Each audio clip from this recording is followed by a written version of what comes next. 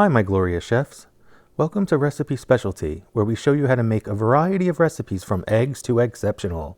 In this video, I'm going to roast an entire pork loin. What I used to prepare this dish was a huge pork loin, olive oil, and spices including thyme, garlic powder, onion powder, plus good old salt and pepper. With that said, let's start cooking. Begin by patting the meat dry on all sides throughout with paper towels. This beast was really long, so I cut it in half to make it a bit more manageable. I cook it on a baking sheet covered in tinfoil for easy cleanup, then coat it with olive oil and rub it all around. You want to really coat it everywhere.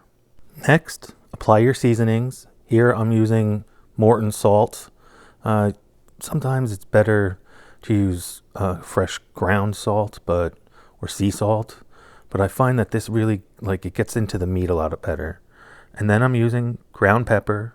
I'm not using fresh ground pepper because it's a little bit more difficult to grind it and apply it properly. Next is the thyme.